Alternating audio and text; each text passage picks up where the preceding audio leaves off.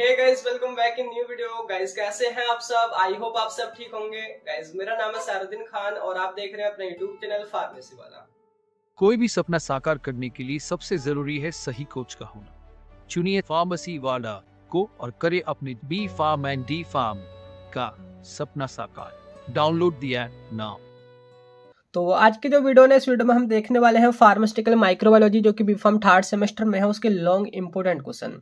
तो सबसे पहले तो देखिए, मैं आपको बताना चाहूँगा कि वीडियो थर्ड सेमेस्टर की क्यों रोक दी गई है बीच में। बिकॉज अभी जस्ट 5 जनवरी से जो 5th सेमेस्टर है उसके एग्जाम है, यानी कि आपसे बहुत दिन पहले उनके एग्जाम है। तो अभी उन्हीं की मैं वीडियोस अपडेट कर रहा था, उनके लॉन्ग इंपोर्टेंट क्वेश्चन वगैरह, उनका सॉल्यूशन वगैरह। तो बीच में थर्ड सेम को कुछ टाइम के लिए रोक दिया, मतलब 2-4 दिन या 10-12 दिन आप ऐसे बोल सकते हैं। बाकी आपके जो एग्जाम है वो जनवरी के बाद होंगे, अप्रोक्सीमेटली जनवरी के बाद ही होंगे, 26 जनवरी के बाद ही। तो तब तक मैं सारा मोस्ट ऑफ द जो भी आपके सिलेबस है उसको मैं कवर करा दूंगा। आप मेरे पे ट्रस्ट रखें एंड सारे जो नोट्स हैं वो भी आपको मिल जाएंगे। तो अभी जो मैं बताने वाला हूँ आपको वह है फार्मास्यूटिकल माइक्रोबायोलॉजी के लॉन्ग इंपोर्टेंट क्वेश्चन। तो ये केवल लॉन्ग ही हैं, इनके अलावा शॉर्ट क्वेश्चन की वीडियो भी आएगी। मैं पहले ही बता दूं, आप ये जो टोटल है 15 क्वेश्चन होंगे, यानी कि 15 सेपरेट वीडियो होंगी। तो इसका जो सॉल्यूशन है उसका जो पीडीएफ है वो आपको मैं अपडेट कर दूंगा, लिंक डिस्क्रिप्शन में मिल जाएगा। तो मैंने वही लिख रखा है कि ये जो सारे क्वेश्चंस हैं वो यूनिट वाइज सेलेक्ट किए गए हैं और मोस्ट ऑफ द जो क्वेश्चंस है वो प्रीवियस क्वेश्चन पेपर से लिए गए हैं। इसके अलावा कुछ अदर भी ऐड किए गए हैं और इसके अलावा शॉर्ट क्वेश्चंस की वीडियो भी आएगी, आपने ध्यान रखना है, ठीक है। तो बात करते हैं, देखिए यहाँ पे जो आपका सिलेबस है 5 यूनिट 5 है इसमें आपके माइक्रोबायोलॉजी में। तो इसमें से कौन कौन से लॉन्ग इंपोर्टेंट क्वेश्चन इनके 7 मार्क्स में या बोले तो 10 मार्क्स में जो आते हैं। तो यूनिट फर्स्ट की बात करते हैं। तो पहला जो क्वेश्चन यहाँ पे लॉन्ग क्वेश्चन बनता है वो है right in detail about scope and application of pharmaceutical microbiology. तो यहाँ पे जो यूनिट फर्स्ट है इसमें वही है कि क्या है माइक्रोबायोलॉजी, उसका स्कोप क्या है, इंट्रोडक्शन क्या है, उसकी एप्लीकेशन क्या है। उस पर भी 2 बार ही पूछा गया है क्वेश्चन, तो 7 मार्क्स में ये आ सकता है। और इसके अलावा देखिए मैंने यहाँ पे ना देखिए इनको स्टार दे रखे, यानी कि एक तरह से रेटिंग दे रखी है, जिसके ऊपर 5 स्टार है और 4 स्टार में बहुत ही इंपॉर्टेंट है, यानी कि छोड़ना ही नहीं है। जिनके ऊपर 3 स्टार है वो भी इंपॉर्टेंट है, यानी कि आ सकते हैं, एक बार को आप उनको छोड़ भी सकते हैं, लेकिन इंपॉर्टेंट है, आप पढ़ दोगे तो अच्छे मार्क्स आएंगे, ठीक है। बात करते हैं नेक्स्ट जो क्वेश्चन है जो कि काफी इंपॉर्टेंट है, वो है explain ultra structure and morphological classification of bacteria. तो यहाँ पे देखोगे बैक्टीरिया के बारे में, उसकी अल्ट्रा स्ट्रक्चर के बारे में और क्लासिफिकेशन के बारे में दे रखा है सिलेबस में। तो यहाँ से लॉन्ग क्वेश्चन बनता है 7 मार्क्स में। एंड इसके अलावा देखिए नेक्स्ट क्वेश्चन देखिए वो है describe various factor affecting bacterial growth, यानी कि बैक्टीरिया की जो ग्रोथ है उनको कौन कौन से फैक्टर अफेक्ट करते हैं। तो यहाँ पे देखिए जो पैरामीटर दे रखे हैं फिजिकल पैरामीटर फॉर ग्रोथ, तो वही फैक्टर्स हैं। एंड ये क्वेश्चन नहीं आता है बाई चांस, तो इसके जस्ट मतलब कि रिप्लेस करके दूसरा क्वेश्चन बनता है describe bacterial growth curve with all phases.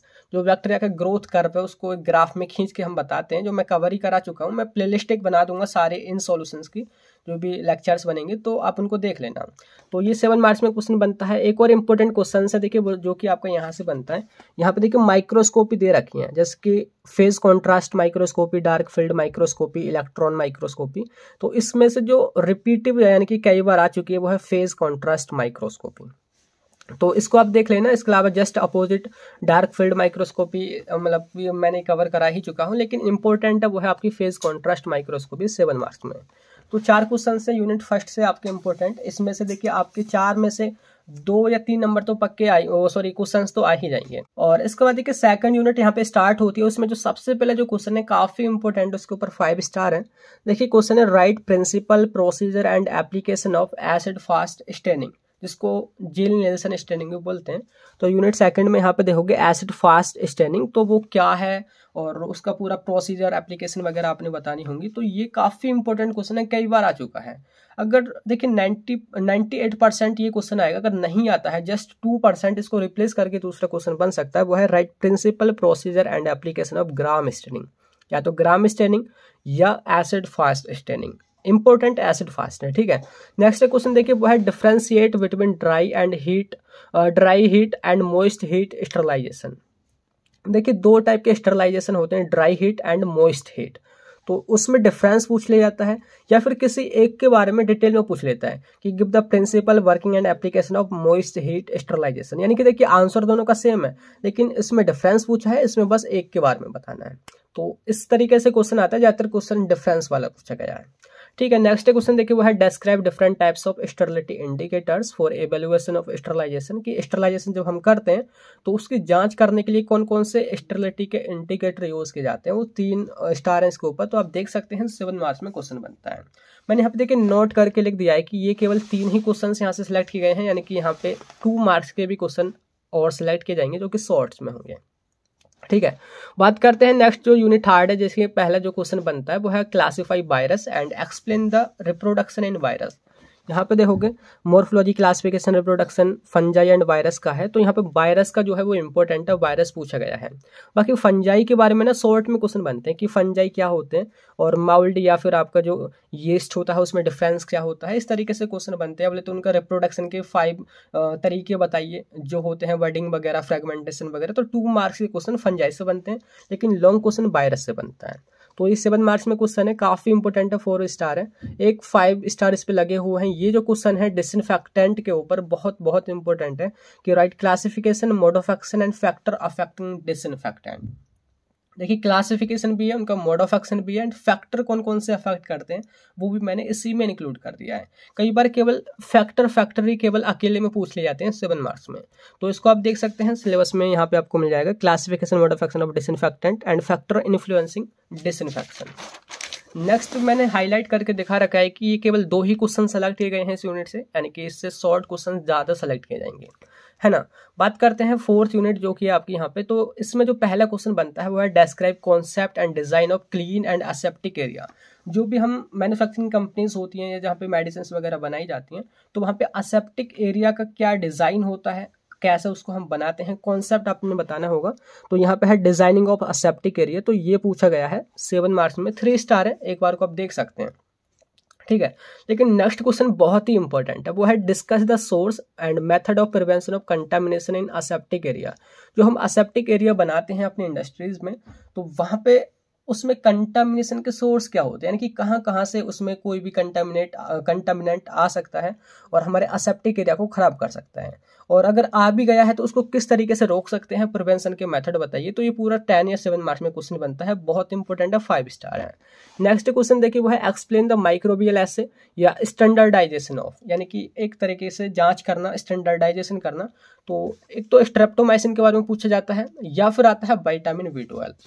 तो यहाँ पे देखोगे method of for standardization of antibiotic, तो एंटीबायोटिक में तो स्ट्रेप्टोमाइसिन है जो कि 2 बार पूछी गई है, एंड विटामिन के अंदर विटामिन B12, तो कोई एक ही आता है मेरे हिसाब से। आप स्ट्रेप्टोमाइसिन को कर लेना, काफी इंपॉर्टेंट है, ये आ जाता है। नेक्स्ट क्वेश्चन हम बात करते हैं यूनिट 5 से हैं, और पहला क्वेश्चन है वो है डिफाइन स्पॉइलेज, कि क्या होता है स्पॉइलेज और उनको कौन कौन से फैक्टर अफेक्ट करते हैं कि प्रोडक्ट में माइक्रोबियल स्पॉइलेज हो, है ना।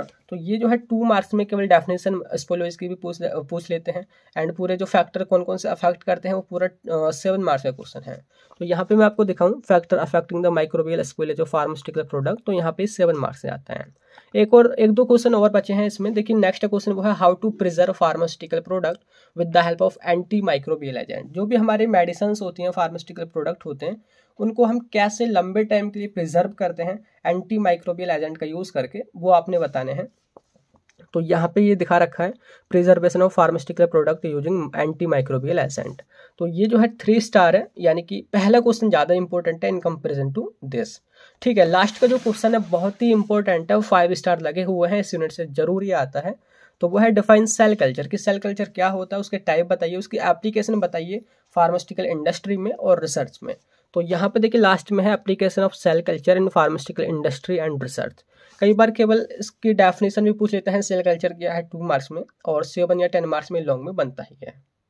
तो यहाँ पे देखिए ये जो सारे क्वेश्चन है टोटल 15 क्वेश्चन हैं, यानी कि आप इन्हीं 15 क्वेश्चन को कवर कर लेते हैं, और इसका अब एक शॉर्ट क्वेश्चन की और एक वीडियो आएगी, अगर उनको कवर कर लेते तो आप गारंटी से 101% पास हो जाओगे। एंड ये जो सॉल्यूशन है आपको फार्मेसी वाला ऐप पे मिलेगा, मैं अपडेट कर दूंगा लिंक डिस्क्रिप्शन में, तो चेकआउट कर लेना। तो मिलते हैं फिर किसी नेक्स्ट वीडियो में, तब तक के लिए bye bye, thank you, have a nice day.